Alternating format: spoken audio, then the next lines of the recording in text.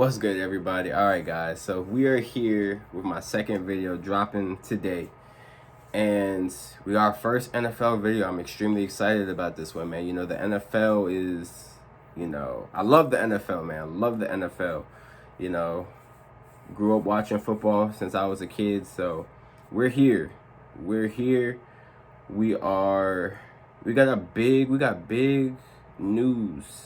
I think this morning about J.J. Watt signing 2-year, $34 million with the Arizona Cardinals. I did not see this one coming. I did not see the Cardinals coming. I definitely thought that we was going to get either Cleveland, Pittsburgh. I was even thinking Tampa Bay maybe. But we got Arizona. J.J. Watt is going to be in the NFC. So my question to you guys is, are the Cardinals a playoff threat? They've taken strides. They've had some good games. They've had some bad games. Last year, we can kind of say that they underperformed a little bit with Kyler Murray and D-Hop. Offensively, they look good, but with an 8-8 record that they finished with last season, we were really expecting them to get into the playoffs. They started off well. I think they were like 6-3, 7-3 at one point, maybe. But what can J.J. Watt do for this team to get them into the playoffs? I know J.J. Watt is probably one of the greatest leaders in the NFL.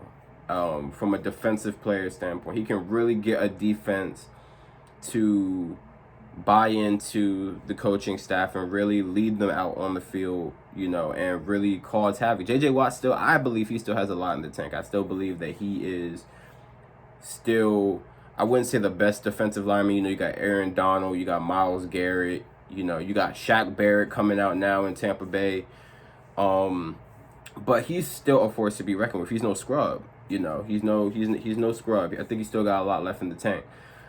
But the Cardinals, though, we have seen that they have taken strides. They got their franchise quarterback. They got Kyler Murray. They now got number one receiver. They got D-Hop from the Texans, and a trade that I still cannot believe even went down. I don't know what the Texans are thinking, but so we got Kyler Murray. Let's start with Kyler Murray, all right, as the franchise quarterback. You can't. It's really hard to win a Super Bowl these days if you don't have that quarterback position, right? So Kyler Murray last season threw for 3,971 yards with 26 touchdowns, 12 interceptions, and a 94.3 QBR. Just solid play. He had a good season. He had a good season last year. Hopefully in year 3, this is usually where teams start to want to see the quarterback take big strides and get to the playoffs or get to that, NFC Championship game. We've seen it with Russell Wilson in year 2 and 3. We've seen it with Patrick Mahomes in year 2 and year 3. That really took big strides and got their teams to that game.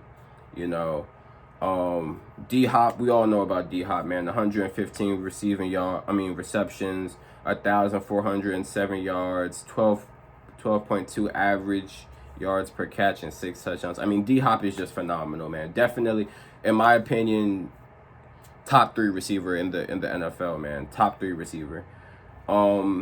But the big question mark right now is the Arizona defense. Now, they were top 10 last year. They were top 10, and they have the addition of J.J. Watt. They still have Budda Baker. I believe they still have Pat Pete at the corner.